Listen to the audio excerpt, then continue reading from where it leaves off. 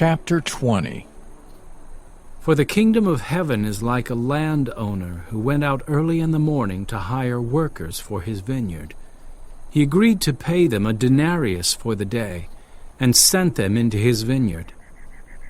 About 9 in the morning he went out and saw others standing in the marketplace doing nothing. He told them, "You also go and work in my vineyard, and I will pay you whatever is right."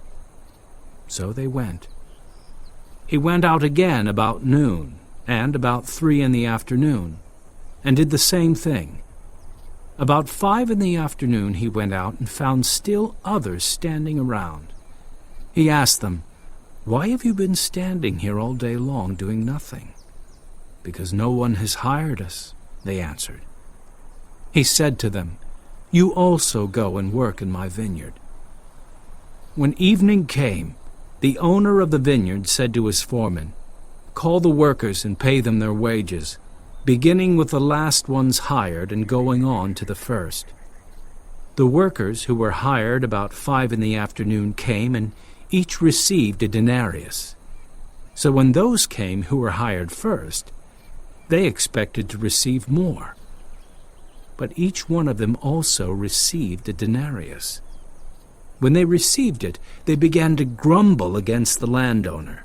"These who were hired last worked only 1 hour," they said, "and you have made them equal to us, who have borne the burden of the work and the heat of the day." But he answered one of them, "I am not being unfair to you, friend. Didn't you agree to work for a denarius? Take your pay and go. I want to give the one who was hired last the same as I gave you. Don't I have the right to do what I want with my own money? Or are you envious because I am generous?" So the last will be first, and the first will be last. Now Jesus was going up to Jerusalem. On the way he took the 12 aside and said to them, "We are going up to Jerusalem, and the Son of Man will be delivered over to the chief priests and the teachers of the law. They will condemn him to death, and will hand him over to the Gentiles to be mocked and flogged and crucified. On the 3rd day, he will be raised to life." Then the mother of Zebedee's sons came to Jesus with her sons, and, kneeling down, asked a favor of him. "What is it you want?" he asked. She said, "Grant that one of these 2 sons of mine may sit at your right and the other at your left in your kingdom." "You don't know what you are asking." Jesus said to them.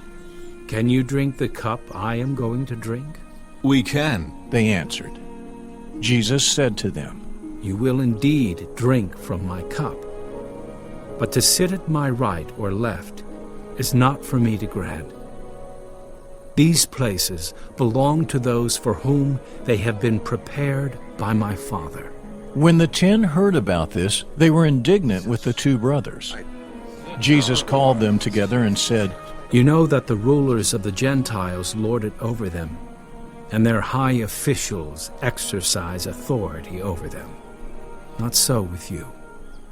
Instead, whoever wants to become great among you must be your servant, and whoever wants to be first must be your slave.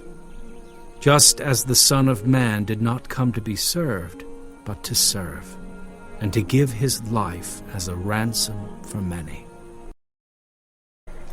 As Jesus and his disciples were leaving Jericho, a large crowd followed him.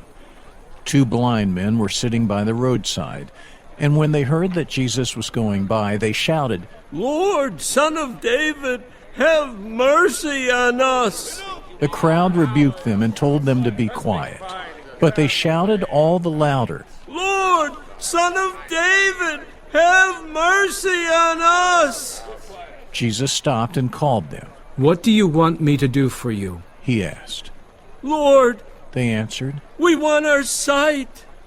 Jesus had compassion on them and touched their eyes. Immediately they received their sight and followed him.